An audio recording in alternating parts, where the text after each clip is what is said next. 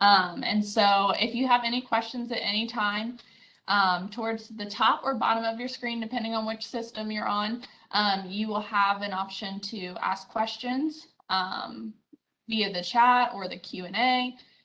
So feel free to ask questions throughout the time.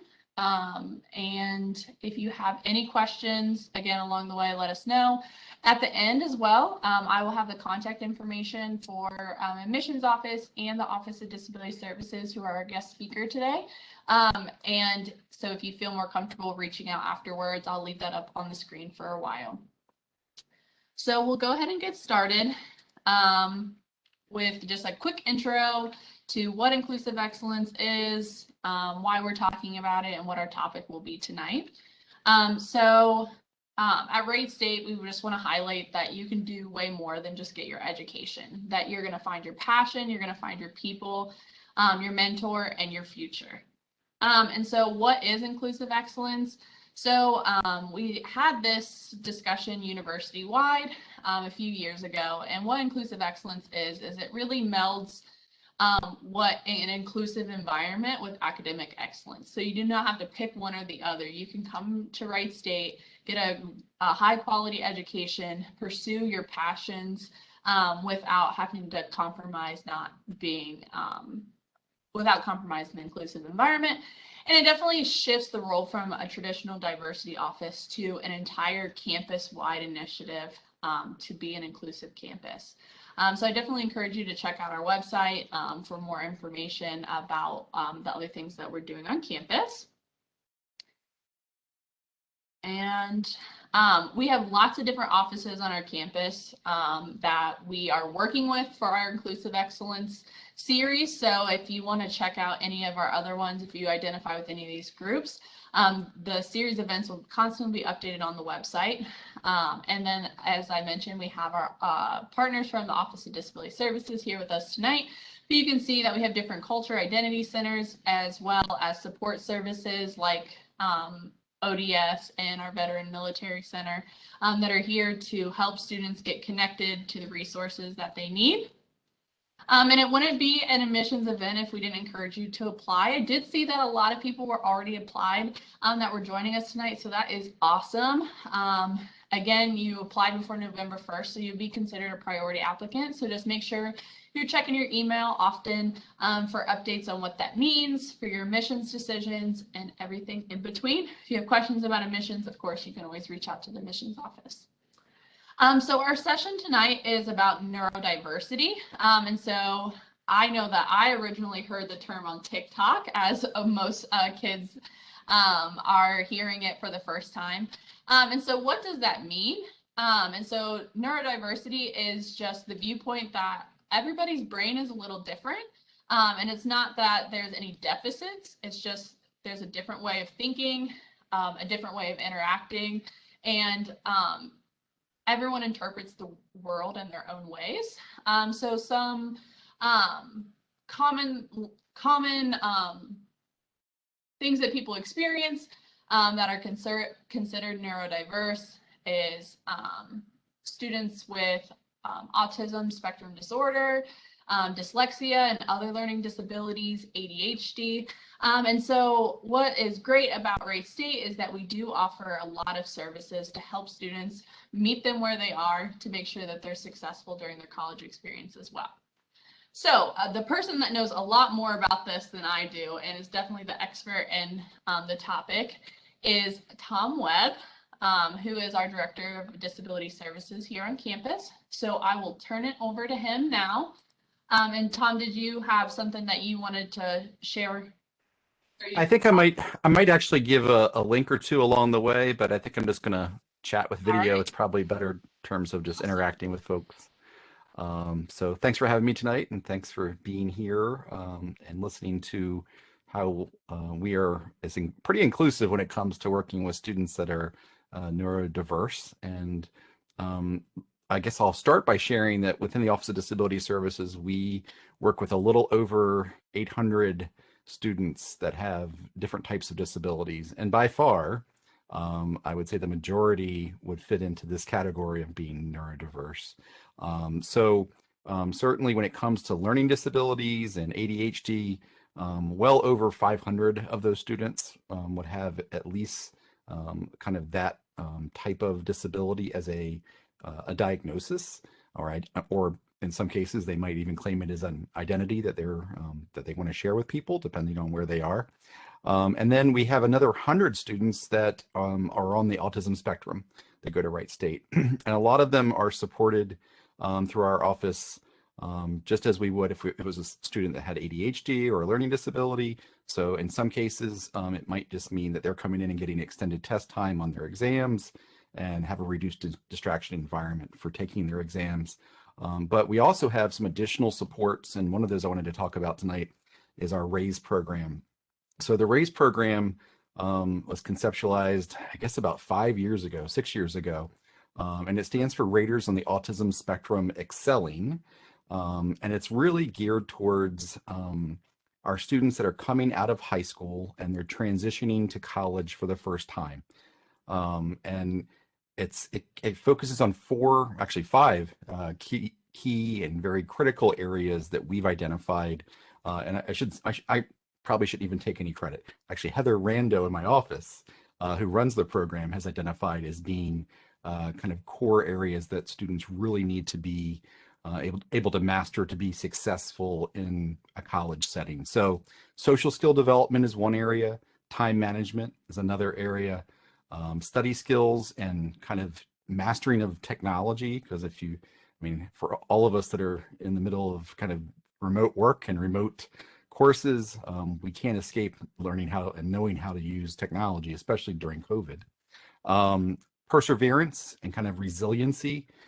So, how do you bounce back from things not going maybe as planned or a little bit of a setback, and kind of what can you do to prepare for those types of setbacks along the way. And then self-advocacy, just being able to speak up and have your own voice, which is sometimes challenging coming out of a high school setting when we've had mom and dad often that have maybe been your voice for a majority of your kind of your academic career up until college. So the program is a fee-based program. Very few, actually, I don't know of any in the college and colleges across the country that aren't charging something for this level of support, because there is certainly some resources that have to go into it. So we essentially charge just enough to cover the cost. We're not making money off of this program by any means. So we charge $750 a semester. And what that gets the student is a coach that works with them weekly, up to 5 hours each week, along with emails and text along the way. That's not part of that 5 hours. And the coach is actually a peer that is trained, usually a junior or senior. They're often from our rehab or psychology education majors, maybe a nursing major or two. But we have a wide variety of coaches that come and work for us. But they're worked with weekly with Heather in terms of how they can better support the students that are on the spectrum they're working with. Usually they have 2 to 3 students that they are working with each week, and they stay with their students throughout the entire semester. And a lot of times they're helping them navigate kind of the college environment, how to make friends, how to talk to their professor, what do they need to do to kind of make sure they're staying focused on their academics as well. Usually we don't see as many challenges when it comes to our students on the spectrum when it comes to their academics. Usually it's more on the social side. Part of where this program came from, aside from seeing our students struggle to stay in college on the social end of things, we also were seeing a lot of conduct issues 5 years ago where students on the spectrum would often not be able to pick up on social cues with their peers, and sometimes get into trouble for things like stalking or kind of just not being read properly by kind of their intentions, even though they were often very innocent. And that was one of the things that had Heather Rando look at this and make sure that we had some kind of support moving forward to kind of provide not just a safety net for these students, but also some building blocks where students can be successful moving forward. So the program itself, we actually have, depending on the semester and how many students we have available to work with students, anywhere from 15 to 20 slots that are available for students when they come in Sometimes we have a waiting list, and if it's something you're interested in, I know for this fall, we're obviously filled. For the spring, we are currently filled, but for next fall, we are taking certainly a list of people that are interested, and we have space as of right now. So if that's something that you might be interested in, I would encourage you to reach out early. And Heather meets with everybody individually, so she comes up she actually came up with her own kind of rating scale to figure out where somebody is and their preparedness for entering college if they are somebody on the spectrum. And that can be really helpful because it gives her a gauge of who to pair the coach up with, and also knowing what to really focus on in terms of those 5 key areas. So, Heather would actually meet with you as the student, but also your family, kind of do an intake, figure out what's needed. And that process can start as early as, could even start in the spring if you were planning on using the services in the fall. So I'm going to put in the chat, hopefully it comes up. Did the link appear? Yeah, awesome. So if you click on that, that takes you to the page regarding our autism services, or that level of support for the RAISE program. It has Heather's email contact on there as well, and talks a little bit about some of the logistics that I just mentioned in terms of cost and how often somebody will work with you. We are only one of, I guess, 40 some approximately universities in the country that has this type of program.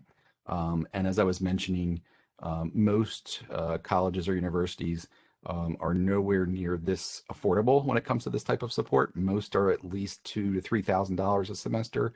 Many are 7,000 or 8,000, and I'm not sure that the amount of assistance is really much different, to be frank with you. So we take a lot of pride in providing this service. We see a lot of very positive outcomes with our students that participate. It is only geared for the students' first 2 semesters here at Wright State. We do have the ability to add on another semester as kind of follow-along services, but not as intensive as the first 2 semesters. So we do have some flexibility there, but we also want you to be not dependent on the on the service, and we don't want this to be something that is just there for the entire 4 or 5 years that you're at Wright State. Hopefully 4 years that you're at Wright State. We really want to get you to where you're independent and have the skills developed to be successful in the college setting. Let's see, what else could I share with you in terms of that program? Well, just to give you a little bit of a sense of what a typical student goes through, at least this fall. So this fall, a typical student that's in the RACE program is meeting with their coach, usually for anywhere from 30 to 45 minutes each day. And usually that's either in morning or afternoon. And sometimes there will be another hour or 2 throughout the week that they will catch up. And those sessions are usually structured because you're working on at least 1 or 2 of those core areas along the way. Then there's also social activities that have been kind of pre-selected and predefined, that are organized by the staff. So they do a couple bowling outings every semester, which is a big hit. Last night we had game night in our office and provided food. And so we played a ton of board games, and that was kind of facilitated, but minimally, by the ODS staff. But that was geared specifically for the RAISE students. And so we do that a couple times a semester. So we do as many social, kind of outside of the classroom activities as we can, sometimes in group settings and sometimes in individual settings. So I think in terms of RAISE, that would really be the core of kind of what's behind that. I'm happy to answer questions if you have them. And I'm happy to. Do you want to go into a little bit about some of the learning disability? Yeah, I mean, I can talk about, as well? Sure, yeah. In terms of learning disabilities, we don't have the type of program that we do with RAISE, but certainly when it comes to accommodating students, it is very common for us to, as I was mentioning, work with students in terms of getting them their textbooks in alternative format. We have a lot of students that have dyslexia that really benefit from having their textbooks in maybe an auditory format, so they can play it back as an MP3 or another kind of digital version. or where we'll actually make their textbooks into a PDF that makes it a lot easier for them to use some software that's specific to helping process and helping read back textbooks for folks that are struggling with different areas related to learning disabilities. We also have outside of that, as I mentioned, the extended test time, the reduced distraction environment. Our testing rooms are also unique to Wright State. Most places, if you go and you tour campuses, you're lucky if you have a few testing rooms where you might be testing with 4 or 5 other people. We're very fortunate in that our testing rooms can accommodate, you can have your own testing room. We can't guarantee it, but most of the time it works out that way. So that you're in like maybe a 10 by 10 room with a door, and it has a computer. It is monitored with a camera because we're proctoring it. But it gives you the privacy and the reduced distraction that you often need to be successful. And most universities don't have the real estate or the rooms designed for students to really be able to take their exams in such a kind of a productive environment for them. We also have white noise machines and other ways to reduce stimulus if you're easily distracted, especially if you're dealing more with like ADHD or ADD. For some students that struggle, this is another area that we don't do a lot with, but it certainly is an option. If a student is unable to be successful in a foreign language, we do have the ability to work with the student with proper documentation to get a foreign language exemption. Well, it's not really an exemption, I should say kind of an alternative. So where they're able to take other courses in substitution of a foreign language. So you're usually taking some kind of culture and identity related coursework that's upper level in place of Spanish or French or whatever you might have normally had to meet your language requirement at Wright State. So that's something that can be a barrier for some students, and luckily we have a process to help facilitate that. And then I guess the other thing I will mention, whether you're a person that has a learning disability or that you're on the autism spectrum, really, from the day you enter Wright State and when you kind of work with our office, it's really more of a hands-on interactive process where we bring you in, we meet with you, we have an initial discussion about what you're looking for, maybe what some of your challenges might be, how you're impacted by your disability. And then beyond that, it's really, it's an ongoing dialogue. It's not something where we give you your accommodations and help work with your professors and then we're done. I mean, it's sometimes where you come back and say, okay, this isn't working, let's try something different. And that will update somebody's accommodation plan because something's not working, or might have to tweak the way that we're doing it, so that student does have equal access to their content and their ability to take tests, for example. We also have readers and writers that's primarily for students that have physical disabilities, but there are some students, because of their learning disability, that it's very difficult for them to read independently. So it might mean that either by using software or a human reader, they will sit in the class and sit in the room with them and read their exam aloud to them, so they can make sure that they have the best shot to understanding the question. So yeah, I guess that would be my summary on. I was going to say, yeah, because we had a really great question Sure. In the chat. Yeah. And I recently just learned a lot about this, or a little bit about it, but what programs do you have that help students with co-op placement, internship placement, job placement, and especially with students that are interested in the RAISE program? Good question.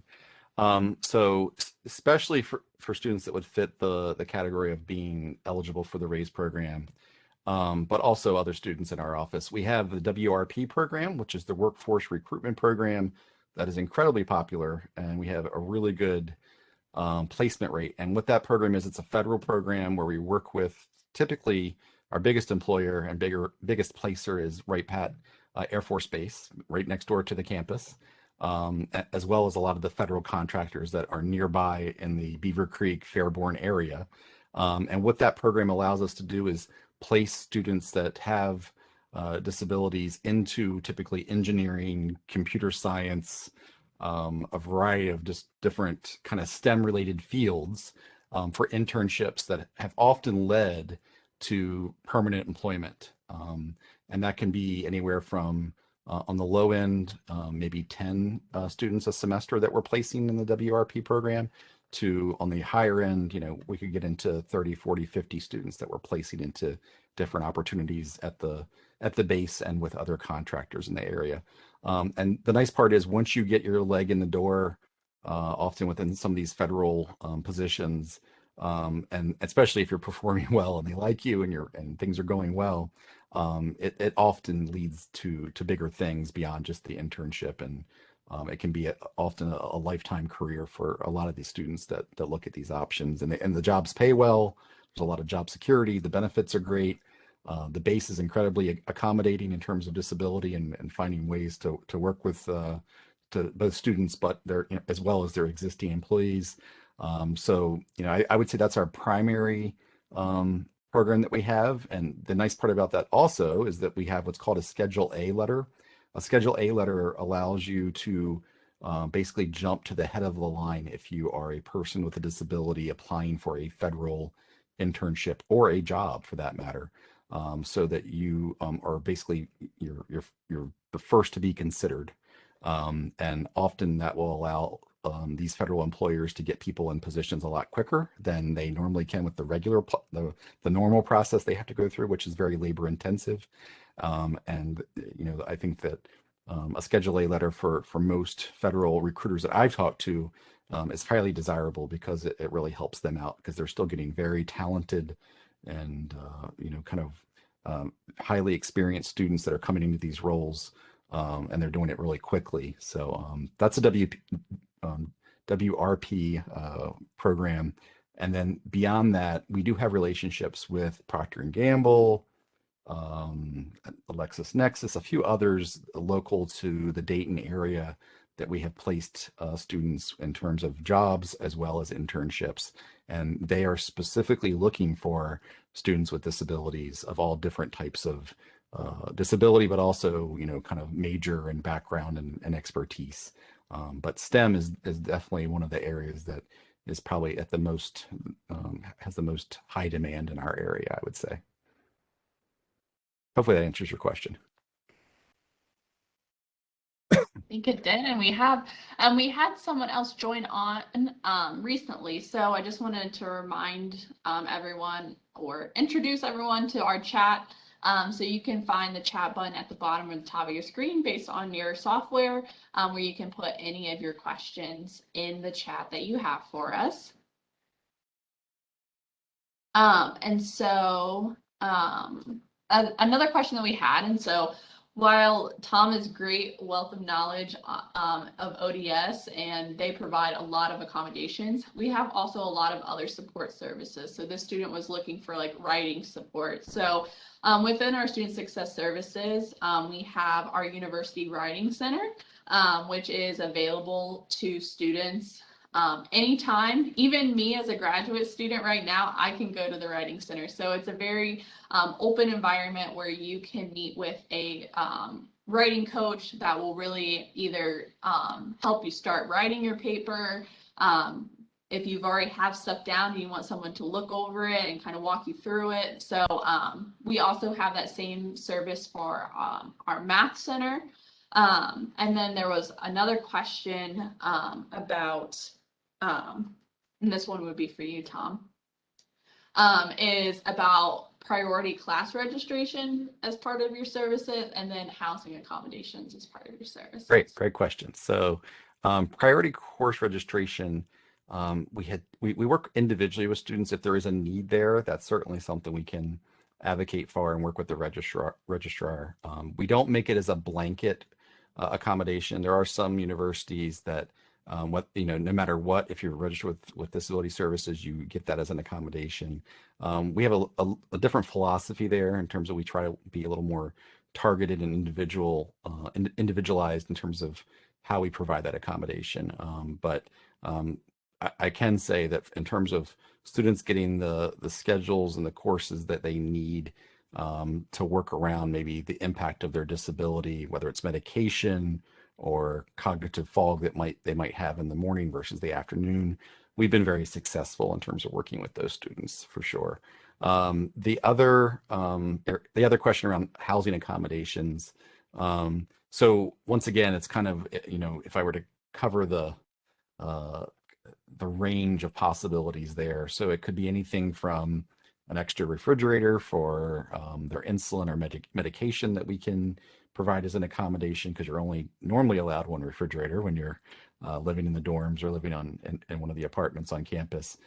It could be setting you up with paratransit to make sure that you can easily get to campus, and maybe the shuttle system isn't the best setup for you. So we have some separate transportation services we have available for our students that are registered and qualify. It could be that we provide and actually install a door opener on your door because you struggle to be able to actually use the controls and use the door handle. So maybe, a wheelchair user would be an example of somebody that might need that. We also have some students that have, with proper documentation, emotional support animals that are allowed to stay with them in their dorm room or within their apartment, not in the classroom, but only in the dorm room. I have to make sure I am very clear about that, because sometimes that, at least at the beginning of every semester with our new students, that is attempted, and we have to address that. And then if I were to think of some of the others, it also might be that, if we're looking at maybe roommate choices, we might have to advocate if somebody is coming with somebody that's a friend, and maybe the person's on the autism spectrum and can only be with a particular friend or roommate. We might have to advocate and work with housing on that. So there's a wide range of ways that we can work with housing. And we're happy to have a conversation if you have individual needs, even from the kind of food services and our hospitality services. We're really good in terms of working with them. If somebody has dietary adjustments or needs, we can certainly do that as well.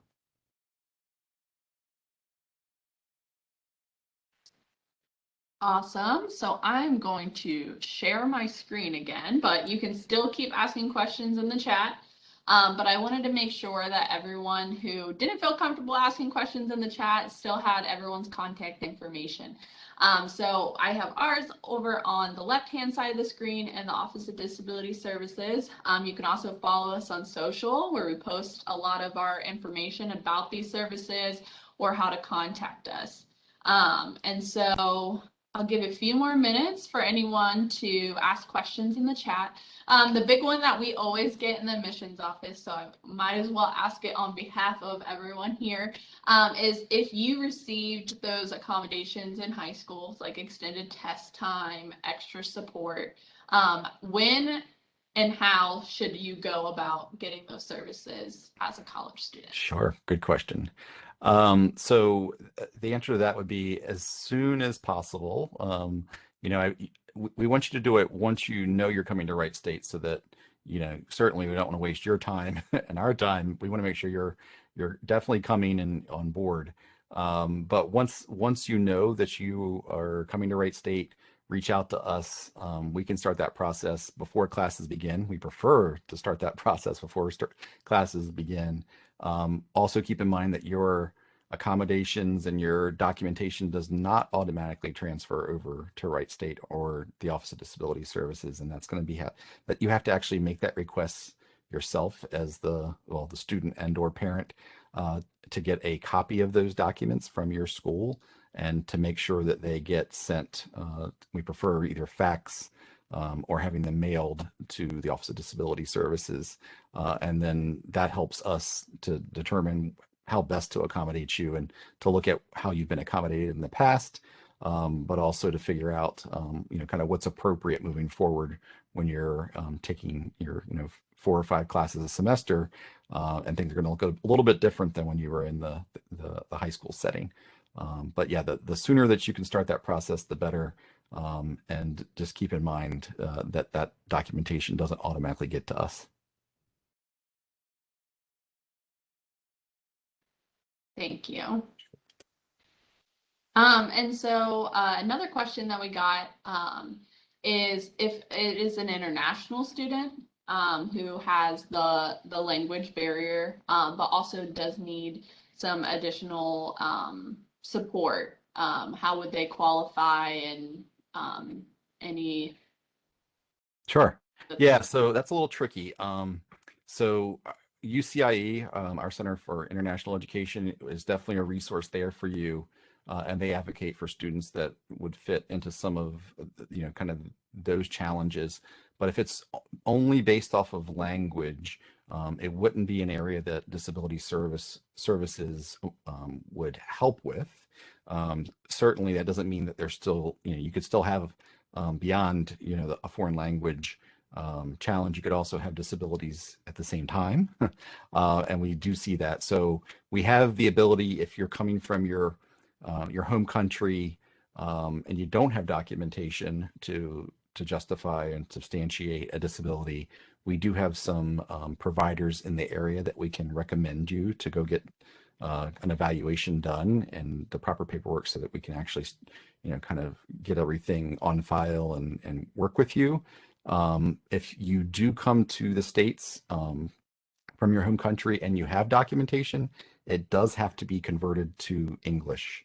We do have that requirement. We don't, as talented as we are, we don't have the ability to be able to translate every language, at least not effectively when it comes to especially some of the more medically heavy stuff. So we do ask that those are done completed in English, please. And then if you ever wanted to get a hold of UCIE, which is our partners in international admissions, you can always reach out to the traditional undergraduate admissions as well. We will answer what we can and close the gap as you have questions, if it's more language specific questions. And then we also had lots of great questions, which I really appreciate, because I know that we're all in virtual fog. And so I appreciate everyone's questions, because it really keeps this conversation engaged and lots of great information being shared. So 2 follow-up questions. One is, can you speak to what documentation someone would need to provide to be a part of ODS services, specifically on the autism spectrum? And then also, is there any scholarships for students with disabilities? Awesome questions. So in terms of the documentation, if somebody is coming to Wright State for the first time and you're typically coming out of high school, then your ETR or your IEP or your 504 plan, any of those documents would be appropriate for us to look at. We're also hoping that within that documentation that there is a psychoed evaluation that was done by a school psychologist that gives us a range of a battery of tests that we can see in terms of where you land with different scoring in terms of your abilities, in terms of understanding, math and reading and things like that. So that would be kind of the initial answer I would have regarding if you're coming right out of high school. If you're not coming out of high school and you're transferring in and you don't have a lot of documentation from your prior institutions or prior experience, then we could certainly work with you to get a new evaluation. We have a School of Professional Psychology on campus that does provide some of these psychoeducational evaluations on a sliding scale based off of income. And so they've been either, there's often a waiting list, but we're often able to work with them if that's something that a student needs for the first time. Remind me of the other part of the question that came in. Yeah, sorry, I threw them all at you at one time. Was what scholarships that you have specifically for students with disabilities? Sure. So we are really, I think we take a lot of pride in the fact that we have over $40,000 a year that we award in disability specific scholarships because of our donors. And, I would say about 50% of that money is going more towards students that have physical disabilities or sensory related disabilities, blindness and deafness. But the other 50%, so another, about 20,000 a year, is being awarded to students that have learning disabilities that's on the autism spectrum, or any other type of maybe less kind of obvious or a hidden disability. You know, we definitely have a variety of scholarships that are available. We also have some that are available just for study abroad. So if somebody wants to study abroad with a disability, we have funding that can help support them to go abroad, and especially if they have additional accommodation needs or need support along the way. That you know, when you're talking study abroad, that often there's certain things that just aren't covered when you get into a foreign country, and we're able to help out with some of that too. So yeah, that scholarship amount continues to grow each year. I've been here at Wright State for 7 years. Get ready to start my 8th year in February. And when I first started, we were awarding only 14 or 15,000 a year. So it's growing very quickly. I think we'll probably be at about 60,000 a year in terms of what we're awarding disability specific in terms of scholarship within the next year or two, because we have a lot of donors that are really generous and believe in what we're doing. So it's a great place to be in. Awesome, thank you. So we'll leave a few more minutes for any additional questions, but again, feel free to you know, either screenshot or our contact information, write it down, whatever works best for you. You can also find us at wright.edu anytime. Our search bar is actually pretty good at finding what you're looking for. So you can always go in there and type in admissions or type in Office of Disability Services, or even I just do ODS and it pops right on up. So you can always find us on there as well. We do appreciate everyone who came out today to learn more about this topic, and we hope that we can get connected with you soon, talk about what we can offer you. And again, I've seen a lot of people are applied already, which is awesome. So as you have questions about that, let us know. Thank you all.